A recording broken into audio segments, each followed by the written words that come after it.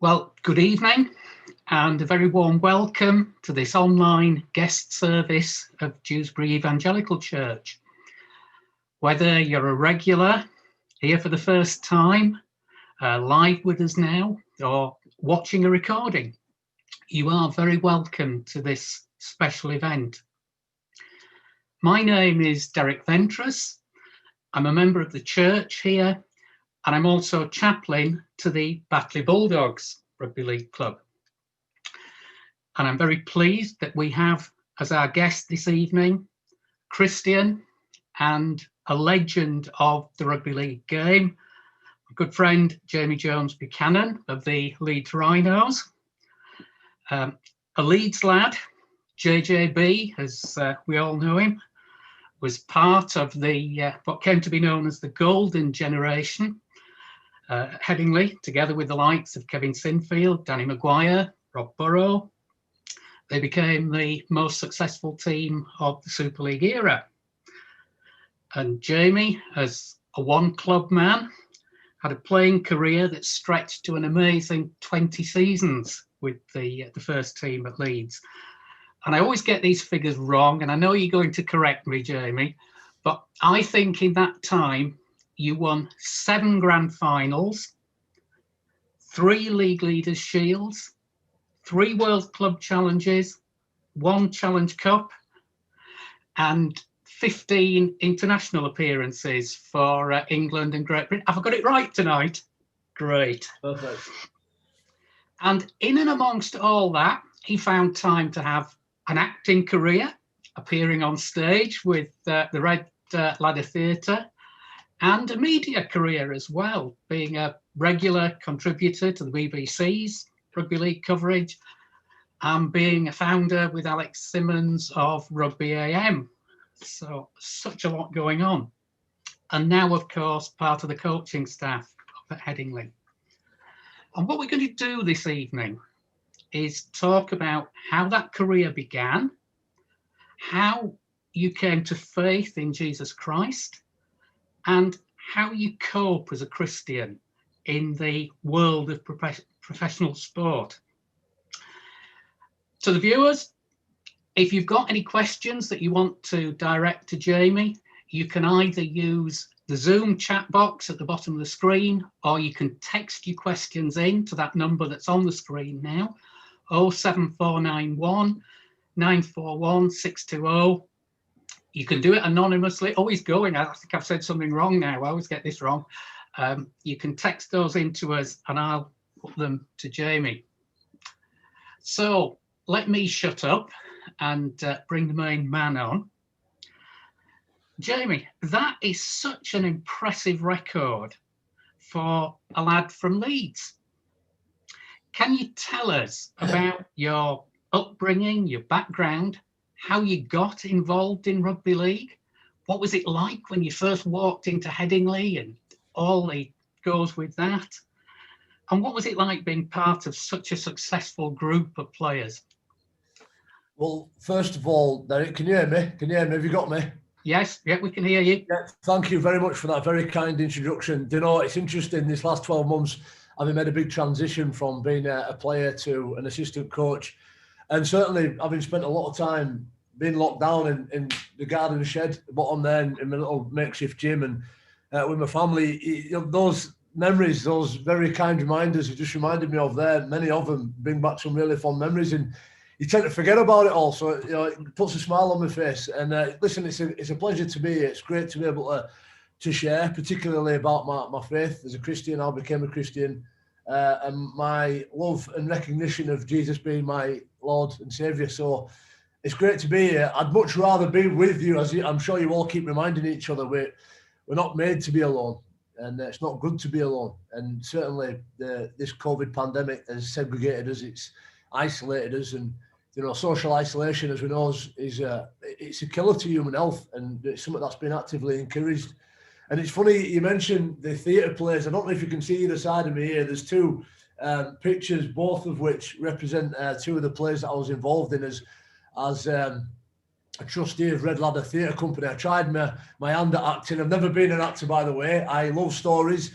I think stories serve to educate, entertain, and inspire us. So stories are very, very important, and life's narrative is. But one of them, Leeds lads, this one over this shoulder, was about the Battle of the Somme. And I did that in 2016, and it was on the stage. You can imagine it was a very sort of typical theatrical setting. But I've got my boundaries as an actor, not very thespian, but as an actor. And then the audience has got theirs. But it wasn't until I did the other one over this one here, which is, we can't quite see it, but that's called Playing the Joker. And that's about the great Eddie Waring, the BBC commentator and pundit there, who took us through the rugby league stories from as far back as the 60s through to the 80s. And I played his doorman, his minder in that play. But what really stood out to me, and the biggest thing that I learned during that period, was that this one was in the round. And by in the round, it means like you might be in a big room like a church or a community club or wherever. It could be in somebody's front room. And the audience sit in a big circle. And you do all your performing inside this circle. And until you've been there and experienced it, it's really hard to communicate. But I absolutely buzzed off the human interaction of being that close to people that you can hear them breathe. You can almost hear them think and react to certain bits of dialogue. And it was a real reminder that we're all communal beings, and that we're designed to be with each other and together. And it's a shame, obviously, doing things over Zoom, whilst it is a blessing, the technological advances that we've made, we can still meet and communicate. There's nothing quite like being there in the flesh. And this is the first time I've spoken like this in probably, well, once actually. I had to do a talk on change to Leeds Building Society, which is our kit sponsor in November, which was interesting because change, as we might touch on today, has been the biggest it's ever been in my 39-year-old life. But it's great to be here and share even in this format. And it's probably a good job because, unfortunately, Derek, I tested positive myself on Friday last week. No. Yeah, you might have seen it news. There's a member of staff and a few players at the Rhinos tested positive, and by God's grace, I've it's been really mild. It's been like a small cold at worst and nothing at best, been quite asymptomatic. So I'm recovering, and I'm in my last 24 hours of sort of being able to get back in society and re-engage human contact. To answer your question, obviously I mentioned I retired in September 2019 from a 22-year career journey. That was a real blessing, and I had a great debt of gratitude to the journey that I've been on and all those people that had helped me on that journey fulfill my potential. Many of which are still living right here in West Leeds, in Bramley, as well, knows Big Apple, and still part of my very local community. And when I go out and run through the streets now as a 39-year-old, I'm running past the people who brought me up. I'm running through the streets that I played my first experiences as sporting, and I'm very much part of that local community. And as a fan of Leeds myself growing up, you know, I've been signed for Leeds as a 15-year-old fanboy. I look back now and I look on it as if it's a boyhood dream that did come true. You know, I represented my hometown club, as you mentioned there, for 22 years. I played 421 games. I was privileged to play in all those trophy finals that you mentioned there. I lost just as many, if not more, by the way. I didn't mention those. Yeah, we don't often talk about that, do we? But it's all part of the ups and downs, the adversity. Rudyard Kipling said, triumph and disaster, cheat those two imposters just the same. It's all an experience. And what I come to understand is, you know, when you wake up on a Saturday morning, you've got to look at the Friday night, and we play most of our games at 8 o'clock on a Friday night. And whether you win or lose, you've got to get out of bed the next day and use either experience, because life is certainly in a sporting context a journey, and it's about learning from triumph and disaster and trying your very best to be the best version of yourself, making those incremental sacrifices and performing as a sportsman or a woman. And I, as you said, was really privileged. 144 different players, and there's probably 2-3 really important points that I'd really like to communicate tonight along that journey that I think really sits in to my identity. And you know, what we're here to talk about, I think, is my identity as a Christian first and foremost, but also my identity prior to being a Christian, and how that sort of drove me sometimes positively, but for the most part in what was an inevitable darkness long term and futility as well. When I look back now, I think there was 144 different players that I played with in those 22 years.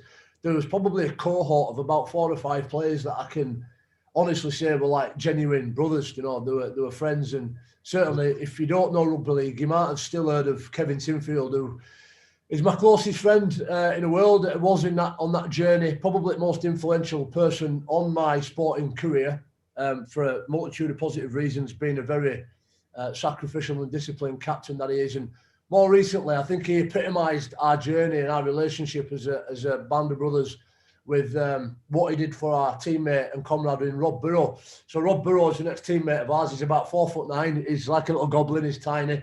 He's the most unstereotypical rugby league player that you'd ever come across. You know, you'd think he was a jockey, you know, an horse racing jockey before a rugby player. But he unfortunately was diagnosed with motor neuron disease at the end of 2019, which brings about all kinds of calamity and chaos.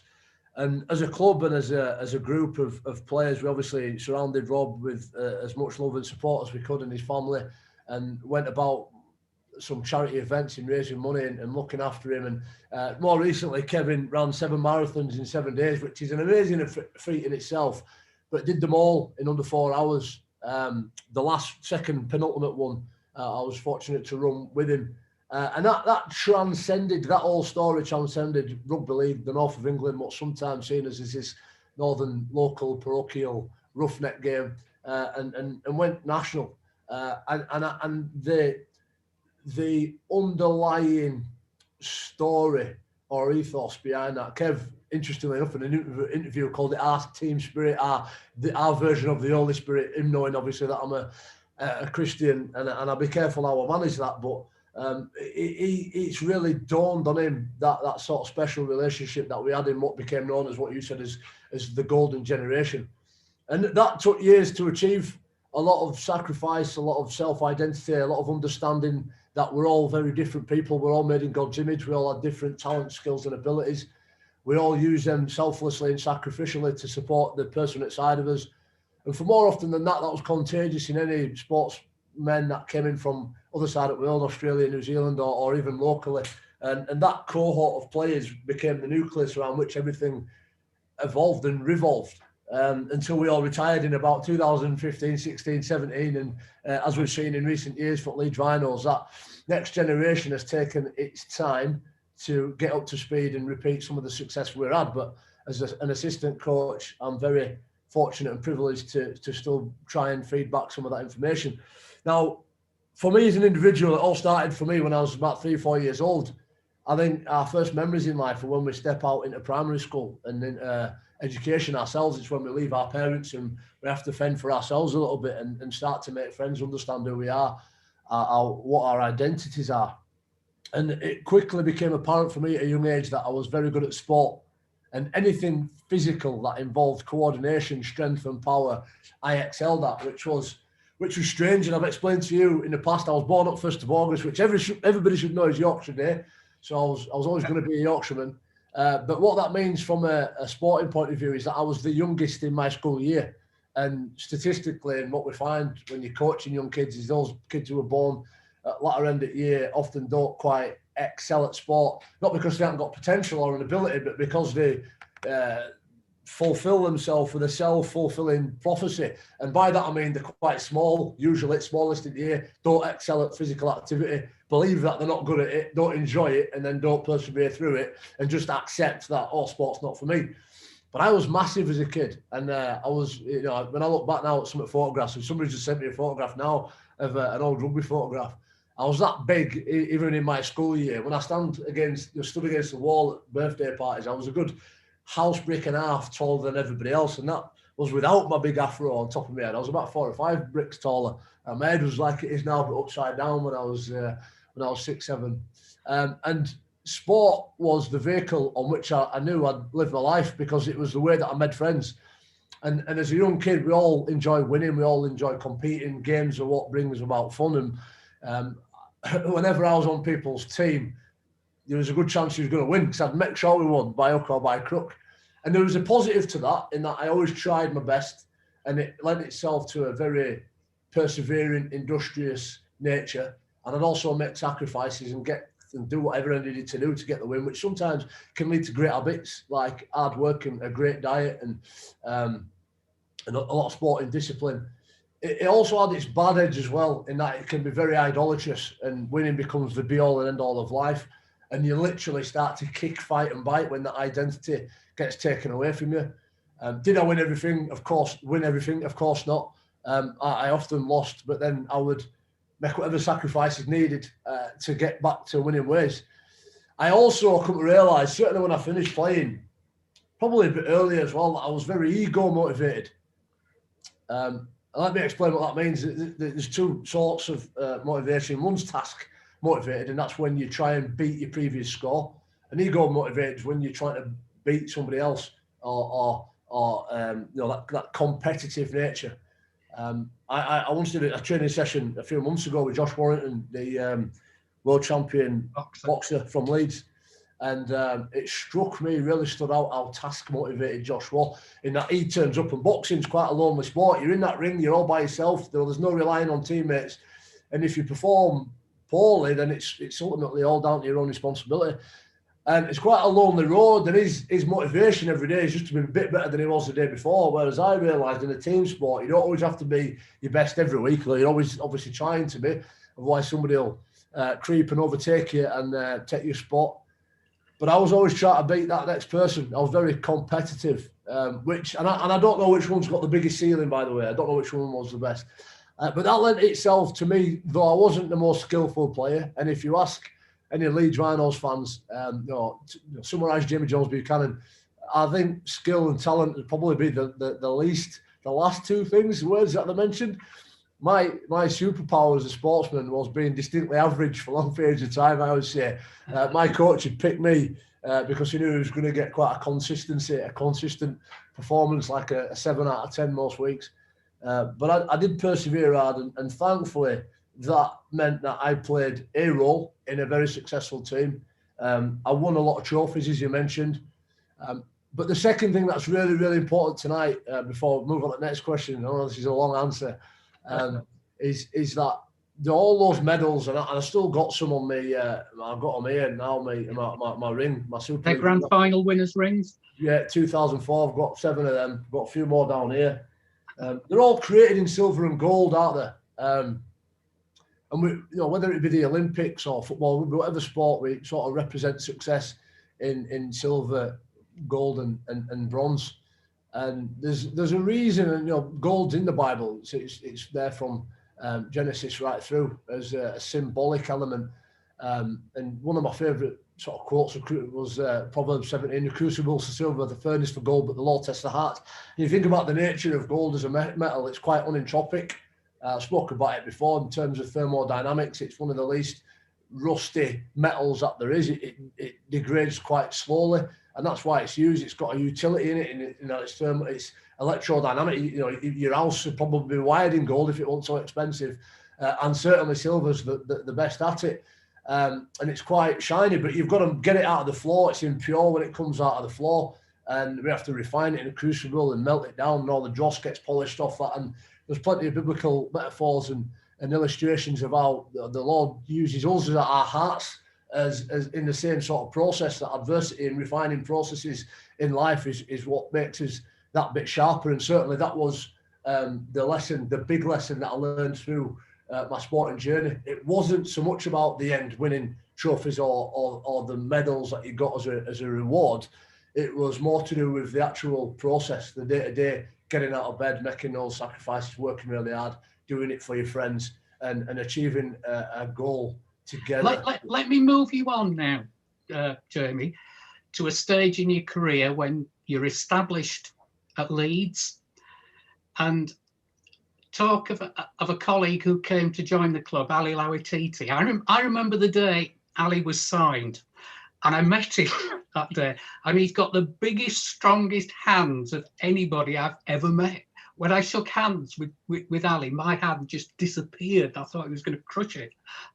But I think he had quite an influence on you, didn't he, when Ali came to the club? Yeah, I mean, they're the features that everybody remembers. And obviously, rugby balls are quite big, and one of the skills we always try to master is to be able to carry it in one hand. And I wasn't very good at it, but I've got my headphone case here, my iPods, and that's how Ali made a rugby ball look. He'd just grab it like that and swallow it up and carry it around like a peanut. And Ali was a wonderful guy. I talked about there some of the players that come in those 22 years. Ali come from New Zealand, and he came into Leeds in 2004. It's a period in my life when I'm still trying to cement my place in the team regularly. I'm still a fringe player. There was other players in front of me, and I was a substitute more often than not. We've got a new coach in Tony Smith who come, and Tony Smith was a wonderful coach in that it didn't matter what your name was or what you'd done previously. It was all about working hard for the team. And when Ali come in, he was a world-class player, and he was one of the best second rows in the world, and he was going to take my spot. And I'm thinking, wow, this guy's going to finish me off. He's going to probably push me out even further, and that could be the end of my career. But little did I know that he'd come. He was a Christian. He made no secret of that fact. He was a shining light. It was evident in the way that he lived his life, the way he spoke, the way he acted, the way he behaved, that there was something different, and he lived for something else, other than sport and money and all the trappings that goes with it. He was a big, strong player, ferocious in many ways, but a gentle giant as well off the pitch. Very softly spoken, timid, mild, meek and mild. And unlike some players who choose to go live in All Woodley or somewhere a little bit more posh in the Leeds, he come to Bramley. He come to Bramley with me, and I took him under my wing. And it was pretty evident soon that there was something different about Ali. And I'd grown up, and I'd always believed that there was a God, that there was an omnipotent, omnipresent, omniscient power. There was something supreme out there. No idea what that meant. And I used to go to christenings and weddings and other religious events as a kid. I grew up in a C of E school. So I learned the nativities and the stories that went with that. But from a real Christian point of view, meeting somebody who knew Jesus and saw Jesus as their Lord and Saviour, it was a real opportunity for me to ask some of those difficult life questions of Ali. And as any Christian would, he invited me along to church to show me what his faith is all about. I went to City Evangelical Church, still there now. And the pastor at the time was a guy who I'm sure many of you might know well. He's Mike Wildsmith, who's still a mentor and a friend, who took me under his wing. And we did a Christianity Explored course, which was narrated by Rico Tyson, ex-Rugby Union player.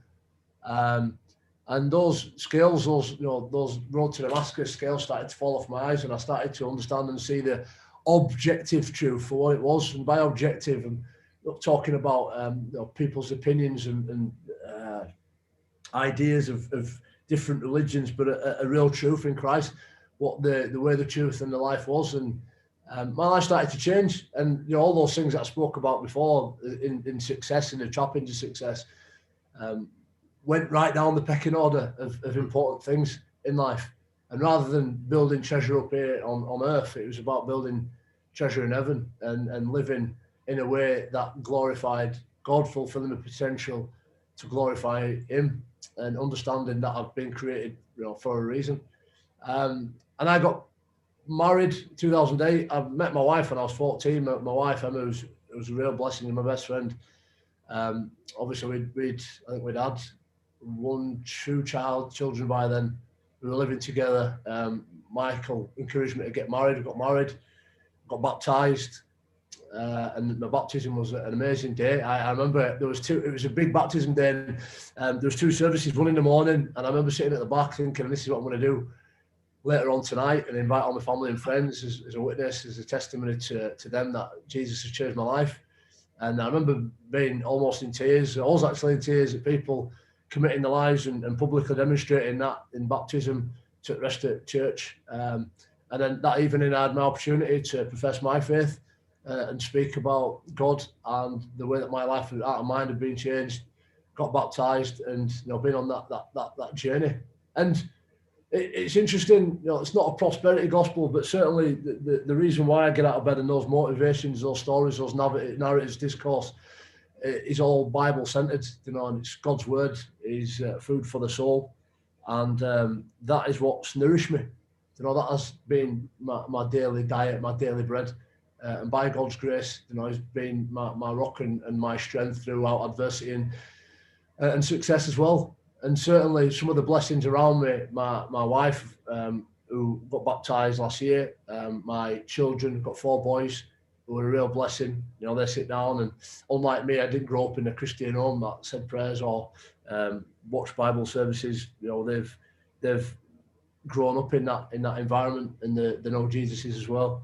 And it's just been a real blessing, and just ultimately shone that light of what real life's all about. And I think, you know, whilst the world is in a real tumultuous, calamitous period right now, it is that trust and lifting that anxiety up to Christ that gets me and my family through it. Let's talk a little bit, Jamie, about being a Christian in the world of rugby league. You and I know that in many ways rugby league is a great family to be part of. When I was diagnosed with prostate cancer 18 months ago, the club couldn't do more for me, the players, the supporters, and across the whole sport. Referees like Rob Hick, Ben Thaler, Chris Kendall were quick to message me. Players from other clubs like James Harrison, who you know from Featherstone, him and Brad Day were a couple of the first to come and visit me. And it was great. And that's the very best, isn't it? And you've mentioned Rob Burrow, very close to my heart, because I lost my wife to motor neuron disease, and Rob was her favourite player. And it's wonderful, isn't it, to see that. But equally, we know there's another side. There's a lot of foul language, there's a lot of heavy drinking, there are addiction problems. How did you manage to maintain your witness, especially as a young Christian, when you were first a Christian? How hard was that, Jamie? It's a great question, and it's one of them again. I think you've experienced a lot of rugby league and you understand those people. And I think, you know, right from the start, it's been rugby league's biggest strength and also its biggest weakness in that it was born out of rebellion. You know, in 1895, it broke away from game of rugby, the big game rugby union, as it was known then. And they created the Northern Union. This isn't an history lesson. It's just impressing upon you the culture of those northern people. And whilst life has changed a great deal culturally, we're still northern towns, for the most part, northern working class towns. And the reason why they had to break away is because they couldn't afford to play rugby on a weekend and miss work. So they had to make the game professional. They had the Northern Union. And it's been quite innovative since, but always struggled to break out of this sort of northern fold. And as you know, the game's very tribal. The fans are very passionate. And even when you play for England, you might feel a Leeds fan and you go to an England game, you still hear, well, I'm not saying Leeds fans, by the way, but you still hear fans of other clubs booing players of other clubs, even when they're representing players such as that nature. But when there's this adversity, and it always reminds me of Cowboys and Indians. It's almost like, you know, they're in the saloon, as you mentioned, drinking, and they'll be fighting each other. But then when there's some formidable foe coming over, when Indians are coming over and the archetypal enemy, they all band together and they seem to be able to overcome all kinds of adversity. And even in COVID year, you know, we're looking at the community game is really struggling, but you always have this sense that, you know, born out of rebellion and born out of strife and trouble, rugby league will always have a strength to come through. But there is also this working class humility as well, in that, you know, again, this idea of being a crucible. You know, the book of Job, when Job gets broken right down, being a successful and even righteous man, and he just has everything. God allows Satan to take everything, strip him right back to his core. You know, a lot of these people within the rugby league communities have been stripped back, or from very stripped back communities. In fact, the Rugby League commissioned a study 12 months ago that said that part rugby league and boxing are the two sports that really get us to the core and socially and economically deprived areas. So there's a lot of humility within a lot of these people, and certainly a lot of questions. And when a Christian like myself, Alan Al-Titi, comes into those changing rooms, rather than be persecuted, they ask more questions, they respect your beliefs. And do you know what? I've had a friend, I don't mind saying, Don Crosby, who retired through no choice of his own in adversity and injury last year. He's been asking me a lot about faith. You know, he feels that there's something missing in his life. He's a lad from Wigan, and he believes that there's a God, and I'm really trying to help him towards this objective truth in Christ again, in Jesus, pointing to Jesus rather than pseudo religion. And and it sometimes is a challenge. But these people are always open-minded and quite soft-hearted, not as stiff-necked. Even though, you know, as Northern English people can be quite stiff-necked as well.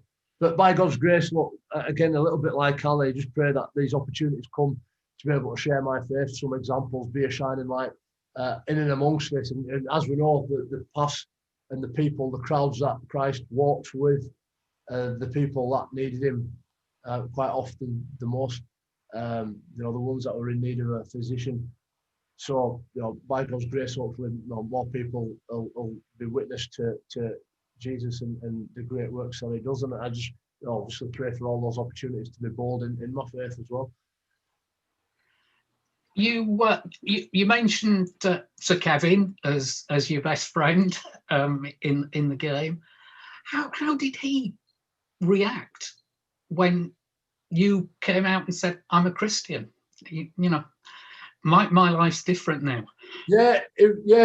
Kev is not probably a good thing, but he's quite liberal, Kev. So he won't that fussed in that regard. He always knew that I was a little bit different and never shy about my own beliefs anyway. It was probably more of the players, certainly lads like Rob Burrow, that have grown up in a little caste area and have some predetermined ideas about what Christians were and what they believed in, what they liked and what they didn't like. And he'd ask me about some of those questions about, what do you think about this? What was really encouraging though, Derek, was certainly for me, even if it came across in a little bit of banter, they'd refer to the old Jimmy Jones-Buchanan, the Jimmy Jones-Buchanan before becoming a Christian, as Jonesy BC. So I remember Jonesy BC, and I would go out and have a few drinks himself and create an act to the goat and be a cantankerous so-and-so, kick fighting and biting to get the next win and pretty much stamping over everything and everybody in front of him. Remember that old Jonesy BC? And I'd be like, no, I'd rather not remember him. Compared to the contrasting version of me post becoming a Christian. And so, you know, whilst there was a bit of jest in that, there was also a great encouragement that there was a visible change in my life. And that change led hopefully to more questions, more thought, and certainly for Rob now in the predicament he finds himself in, you know, God willing, he's asked a lot of questions of what life's about himself. And certainly my friends do and still do. And even Kevin at such a late age, there's something about him approaching 40 years old where I think even he's asking some questions. I've mentioned Dom and other friends as well who are constantly asking, what does the Bible say about this? What does the Bible say about what's going on in the world? And as social media certainly drives this centre divide internationally between many of our young people, I think it's going to be that bit more evident and important that we are bold in speaking out about our beliefs in a compassionate way, but also, you know, really occupying that truth. And truth's always at the middle, isn't it? You know, a truth, an objective truth's always in and around that middle where very few people are at the minute, and everybody needs to hear it. And you know, whenever you look at biblical history, when when there's calamities of biblical proportions going on, now we see that that's when God is quite often it is most active and moving the most. So now is the time to be professing faith, and that we always do, and sharing what we believe in. That's great. Yeah. Certainly that, you know, that would tally with my experience, Jeremy, that, you know, there's a lot of banter, players mock me a lot, but they're interested. And I get some tremendous opportunities to speak with them. Yeah. Totally disconnected. One thing I have to ask you, what's it like to stand in front of the South Stand and have them singing your name? You know what, Derek? It's a funny story. I usually start with this when I'm doing the sports stuff, but it took 7 years for me to get a song. So obviously, if you go to a sports stadium, football or whatever sport, usually fans sing songs about the team and sometimes about individuals, especially ones that have been there a while.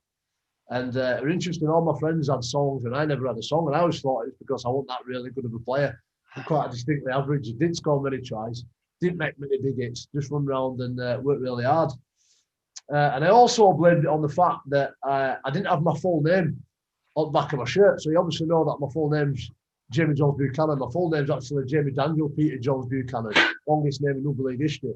When I signed for Leeds, the kit man at the time, who was a very nice but stubborn individual, very stubborn, second most stubborn man I've ever met. He decided that he couldn't fit Jones-Buchanan on the back of my shirt. So much to his infinite wisdom, he put Jones on home shirt and Buchanan on away shirt. So the casual Leeds fans would be going to away games and they'd be like scratching their head, what's this Buchanan? He's worse than that Jones who played last week. We signed some rubbish this year. And I don't think some people could quite grasp this idea that it was the same person. But anyway, it took him a full 7 years, right, to get Jones-Buchanan on the back of the shirt. And I'll never forget, in 2007, I remember debut 99, in 2007, I was walking back on side, I think I scored a try, and it happened for the first time. Jamie Jones, Jamie Jones. He's got no song, his name's too long. Jamie Jones. Transpired the reason why I didn't have a song because my name was too long all these years, which is probably why also the South Stand narrowed it right down to JJB. That's what my nickname, that's what everybody knows me in the world of rugby league. But to answer your question, yeah, the novelty never wore off. 421 games playing for Leeds, my hometown club. You've got to remember that I grew up in that South Stand singing songs about the players. So, to play one game for Leeds would have been immense, like unbelievable. To have my name at back of the Leeds shirt and play one game. So, to play for the best part 2 decades and all those games was a real privilege. And I'm a fan still. I still go into them stands. And even though I'm privileged to have a role as an assistant coach, I'm still a fan at heart, and my kids are still fans. My kids were ruthless when I was a player. Back end of my career, we didn't have too many good results, and I'd come home and my kids would let me know with no uncertain terms how they felt about our performances, sometimes my performances, and how I was getting old. But again, that was all part of the entropic part of life, getting old. But mate, it's been a great time, and what's really stood out, certainly being a Christian, I think a lot of my testimonies actually have been in Lancashire. It's like I get asked to go speak in Lancashire and share my faith. It's like I feel like Jonah going to Nineveh. I don't want to go to Lancashire. Why would I want to leave Yorkshire? But I go over there, and there's a lot of Wigan fans, Warrington fans, Christians, and just share this sort of game of rugby league. These northern people, as I mentioned, and always very kind and supportive. And you mentioned there, about being a Christian, and I think one of the when you're on a sport, when you're playing a professional sport that's on Sky every Friday night, you might be on television 150 times throughout your career. There's always a spotlight on you, especially when you're expected to be a Christian, right? So there's this predetermined idea of what all Christians are like, to be very meek and mild, like Ned Flanders from The Simpsons, and playing a rough, tough game like rugby league, you don't want to hurt anybody, which obviously there's no malevolence in there. Absolutely don't want to hurt anybody, but it's a tough game, and we play a physical game. And it always sticks in my mind, certainly when you give a penalty away or you make an error, an error through to fatigue, you give an eye shot, or God forbid, even lose your temper. We always talk about these ideas. If we were all on camera 24/7, then we'd all find ourselves wanting at some point. Being a Christian doesn't make us perfect. It just helps us to remember who our Lord and Saviour is and who is perfect and in whose image we want to try and replicate. And unfortunately, that doesn't always manifest itself on a rugby pitch when referee who's not a prime example of absolute justice like God is and like Christ is, and some opposition fans who might not be very kind, and an opposition player who might have just smacked you in the mouth, bust your lip, and knocked a couple of teeth out, and a couple of teammates who are expecting you to play a little bit better than you are doing, even though you might have a bit of a cold and not feel well, and it's your third game in 4 days, and all these pressures end up leading to you lashing out and doing something a bit silly, and all of a sudden there comes the judgment, they're the big finger pointing. And again, it's just a reminder, whilst it can be a positive to be able to be a great witness and share your faith, sometimes there are those snares of being in the light. One of my favourite ones to stories is I once went to Leyland, church in Leyland, and I was giving my testimony, and it was full of Wigan fans, and we played Wigan recently, and won, and I'd scored a try, so there was a bit of banter going on, all light-hearted. But then one of them was saying, "Well, what about when you knocked that kid's head off? He took his head nearly clean off." and you give a penalty away, and I'm sure you're going to sin bin you. And I say, you're absolutely right. I'm not always perfect. Sometimes I get it wrong, but I've also been told it's more blessed to give than receive. So that's how I try to argue it. But that's listen. That's life. We're not perfect. We get things wrong, and actually, reading Bible every day, we come to understand just how perfect God is, how far away we are from perfection, and how much more we need Jesus for that very reason. That's I'm afraid our time's run out. Oh, we've only just started. We've only just warming up, Derek. I know we can remember. It's been a year. It's been a year since I've been able to share. I know, but really, really grateful for what he's told us there. It's a wonderful story. God's grace is amazing, isn't it?